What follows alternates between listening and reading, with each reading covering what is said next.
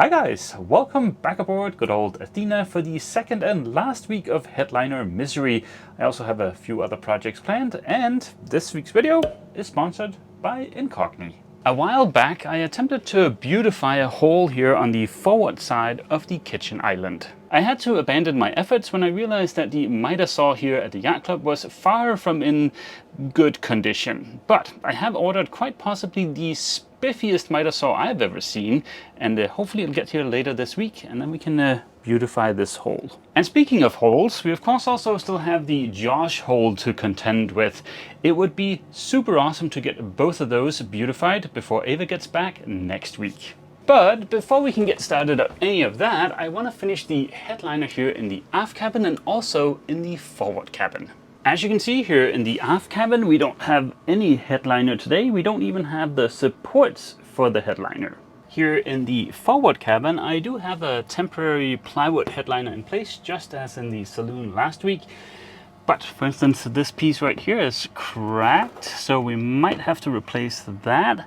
But yeah, other than that, it should be pretty much the same process as last week. The headliner here aboard Athena is made in a super simple way. We have the deck up here. To the deck I have secured some spacers or supports. In the case of the aft cabin, it's going to be 12mm plywood, but in a lot of the rest of the boat it's 24mm to leave more room for insulation. To those supports or spacers I then secure the 5mm plywood, which is what makes up the headliner. I never really feel old, except for when I notice little changes, like for instance the fact that I can no longer work for hours on ends on my knees without them hurting. Back when I started Athena's refit, that wasn't a thing. Anywho, with the measurements in hand, I headed up to the workshop to Mr. Very Old Table Saw. In an effort to secure some much needed brownie points with the wife unit, I decided to remove the tear out up at the workshop rather than making a mess aboard the boat. Just in case you're curious, the odd black patches here under the deck is the previous owner's attempt at sealing some leaks from the core of the deck. Having rebuilt the entire deck, of course, the core is now rock solid and leak free. The exciting challenge with this bit of headliner is going to be the forward end here. There's a super thick plug that I can't move, so I'll have to create room for it. I have a bit of a secret weapon. This is TotalBoat's thick instant adhesive and the accelerator. This stuff is awesome for tacking different materials in place, like for instance the supports here, so they don't move while the adhesive is curing. For the templates, I'm going to stick with good old hot glue because that's what I've always used. The best material for the templates is just pieces of scrap headliner. They don't have to be full length, as it's easy to cobble together smaller pieces. For any curved surfaces, I like to mount a piece of the template, then scribe the curvature onto it, and then promptly lose all of my aforementioned brownie points by trimming it inside of the boat. Making the templates is actually my favorite part of the headliner process, perhaps because it's a little bit like playing with Lego, or now that I'm in the US, Legos, as a kid. Off to the workshop I went for my first visit with Captain Dum Dum. I blame the Florida heat. With the shape of the templates traced onto the 5mm plywood, I set to work cutting out the pieces. To save time, I used my track and circular saw for any straight lines and reserved the jigsaw for the curved lines. And here we go, Captain Dum Dum finally reveals his very basic DIY mistakes. The templates were facing the wrong side up. That plywood mistake was 100% my fault, but what is not my fault is the increasing number of robo-spam calls and spam emails I've been getting lately. An unfortunate side effect to using the internet in any way, shape or form is that your personal information is at risk. And that brings us to the sponsor of today's video, Incogni. Your personal information is scattered all over the internet, much as the oh glorious man glitter is now spread throughout Athena. My wife unit, whom I love very much, will not be pleased. Part of the problem with keeping your data safe on the internet is data brokers. Data brokers will sell your information for profit, and through this process, your information can end up in the hands of all kinds of people. Thanks to the changes brought by the CCPA here in the US or the GDPR in Europe, you actually have the right to request the removal of your personal information. But that is like removing 1 grain of dust at a time. This is where Incogni can help. They will submit and monitor the responses to all of the removal requests. In other words, they will be your high-powered vacuum and set to work cleaning up all of the mess. All you have to do is to create an account, grant Incogni the right to work on your behalf, and then sit back and watch them do the work. They'll even handle any objections on your behalf. Not only that, but as time goes on, you will inevitably end up creating more mess, and as that happens, they will continue to submit removal requests for you. Take your personal data back with Incogni, use the coupon code SAILLIFE or the link down in the description, and get 60% off an annual plan. Incogni has a 30-day money-back guarantee, so there is no risk in trying it out. Thank you so much to Incogni for sponsoring this video. This morning I did the very embarrassing walk of shame to Home Depot and picked up some more plywood. I've cut the new pieces, so let's get on with the headliner. This is what the bare headliner was supposed to look like last night. But yeah, we still have that little interesting challenge with the end here to deal with. Don't mind the fact that this side over here is sagging a little bit. That's just because I only have a single screw in on the other side right now. But yeah, I think originally the two pieces were joined, but I think I'm going to make it as two separate pieces, because that way you can get this out without removing the whole headliner. And you might want to get to the plugs behind here at some point, so I think that would be worth it. If my memory is correct, this is how that corner was made originally. It was kind of like a mitered corner, and then there was vinyl covering that, so it all looked like one piece. That seems like the more complicated solution, and I am still kind of new to this vinyl thing, so I'm not sure I'll be able to pull that off. So I'm gonna go for one of these two options instead. I can either have the joint here between the two pieces be visible only from the person sleeping inside of the aft cabin looking up. That would be the solution up here. Or I can have the joint between the two pieces be visible to everybody out in the saloon, and it is going to be right at eye height. So yeah, I think this is going to be my best bet without going this difficult route.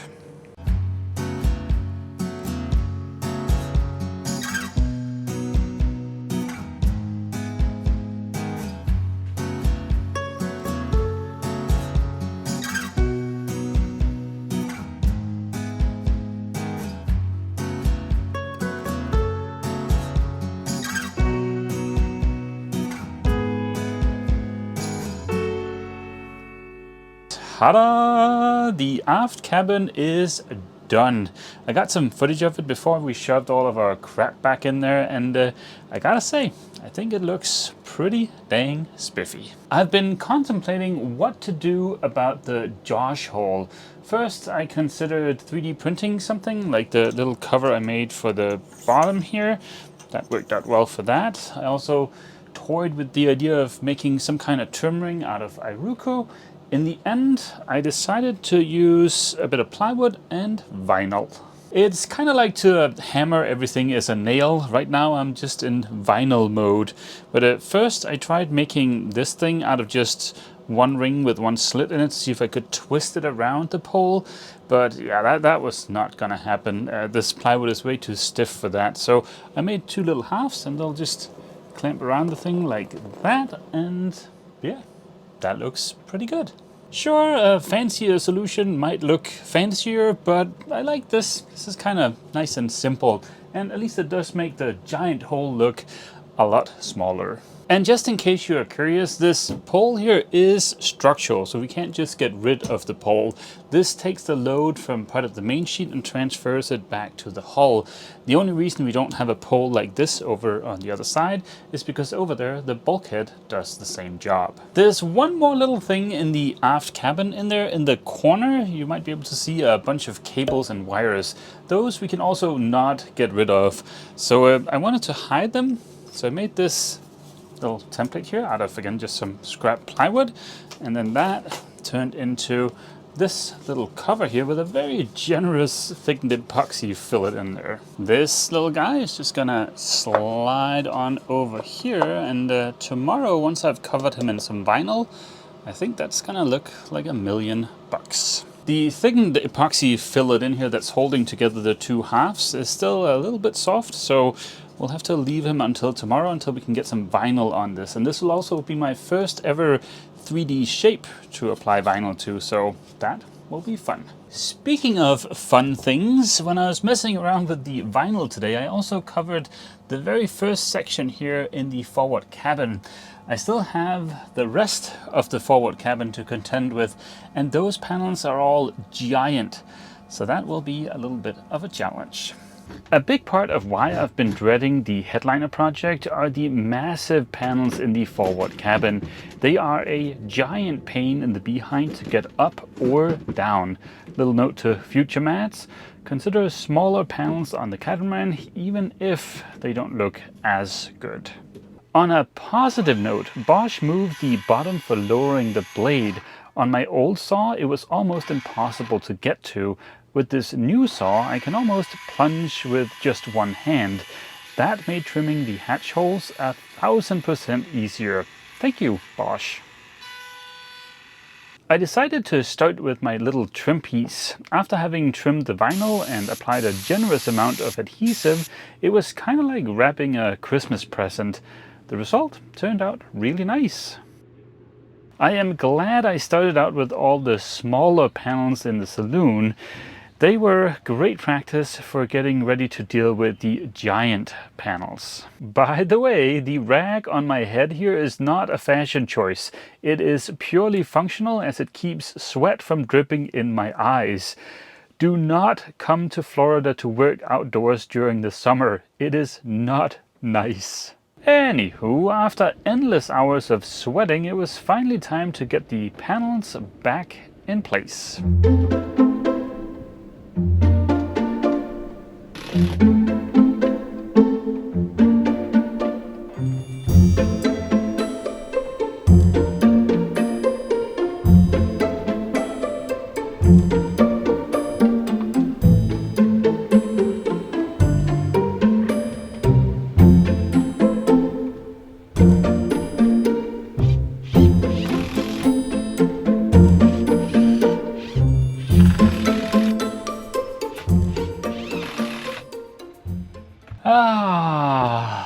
It is finally done. All the blessed headliner here aboard Athena is up, and yeah, don't get me wrong, it looks really good. I like how the boat looks with the new headliner, but it was incredibly fiddly and time consuming. At least I can find some comfort in the fact that it'll be another 3 to 5 years until I have to do the same thing aboard the catamaran.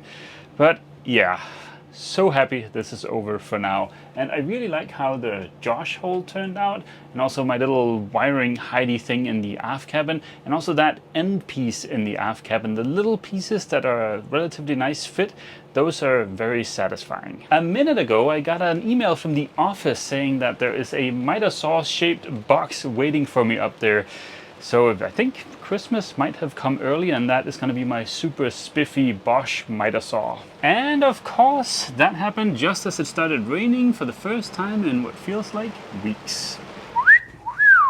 Check out this thing. This is without a doubt the spiffiest miter saw I have ever owned. 12-inch dual bevel glide miter saw. Oh, Jesus. Whew. I knew the blade that was going to be on here was going to be a little bit on the rough side, so I ordered a super spiffy blade. Hopefully we can cut the teak trim here without getting any tear out. Really, I would probably have been able to make do with the blade that came on the saw, but I've never owned a saw with a really nice blade, so I think it would be fun to try. I've also never owned a cordless miter saw before, but this thing got really good reviews on the interwebs. This probably doesn't come down to the saw so much, but that blade, ho-ho, really nice cut. Trusty old square says square. Yep, definitely, absolutely 100% square. I've got the measurements for the hole here, so let's see if we can cut some trim.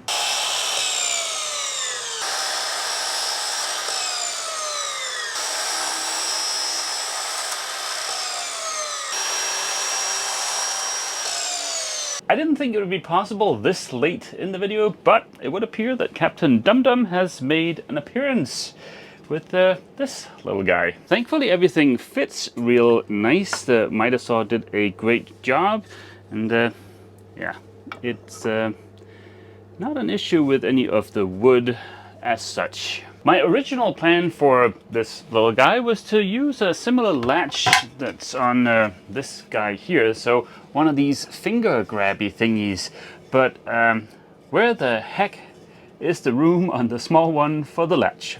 There is no room. Good old Ace Hardware to the rescue. It is not gonna be my preferred solution, but I found these little magnetic doodads here, which are basically, by pure luck, the perfect size to fit. We're talking about like 1/2 millimeter of space on either side of this thing, so yeah, I got really lucky there. Woof. This is all super tight, so fingers crossed this works out. The reason this is not my favorite approach is because this is magnetic, right? So none of this is stainless, but we are far inside of the boat, so I don't think it'll be an issue. A quick little sanity check with the hardware in place, and everything still fits. Looks good. To adhere everything together, I picked up a little bit of 5-minute epoxy just because it was right there at Ace Hardware, so I might as well use that instead of mixing up way too much thickened epoxy. I don't have one of those fancy clampy thingies for making a super nice frame, like for making sure it's all nice and squared up, but yeah, the hole is a pretty nice snug fit, so we'll just glue it up in place. Oh, and this is why we don't use 5-minute epoxy, because 5 minutes doesn't mean 5 minutes, it means more like 30 seconds. It's been all of 30 seconds since I mixed this stuff up. Mind you, it's not that hot inside of the boat, and look, it's already gelled. No good. Handling time, 5 minutes. Set time, 10 minutes. My bare behind. And that is at a very comfortable 24 degrees Celsius, or what's that, like 76 Fahrenheit? Yeah, this stuff is junk. Okay, take 2. This time good old-fashioned thickened epoxy. And cleanup done. Now I'm not gonna shove this thing in there because I don't want to shift things around, and I don't want to get this thing accidentally adhered in place. That is everything off of my to-do list for this week, and also we can strike one of the items here on Ava's little honey-do list. Headliner, be gone. If only it was this easy in real life. Before ending this video, I want to just mention this because I know not all patrons keep a super sharp eye on Patreon, but on Friday, October 11th at the Annapolis Boat Show, I'm going to be having a Patreon-only meetup at the ABYC headquarters in Annapolis. So if you want to come hang out for a couple of hours and also check out the ABYC headquarters, then that is going to be a great opportunity. So yeah, if you're a patron, there's a post over on Patreon about this meetup. I know this was the second week of headliner misery for you guys, but the good news is it is completely done, and it'll be about 3 to 5 years until I have to do the same thing to the catamaran, so we get a bit of a break there. But yeah, I really love how the headliner turned out. I love that there's no longer a Josh hole. And yeah, the little wiring thing is covered up in the aft, and we got the hole covered on the front side of the kitchen island. All in all, a really good week. And on that positive note, I will end this week's video here. Big thank you to Incogni for sponsoring this video. Don't forget to check out the link down in the description. And yeah, see all you guys next week. But that is going to be about the catamaran for a bit of good news. As always, feel free to leave a comment down below, and don't forget, if you've enjoyed this video, please remember to leave a like. See you!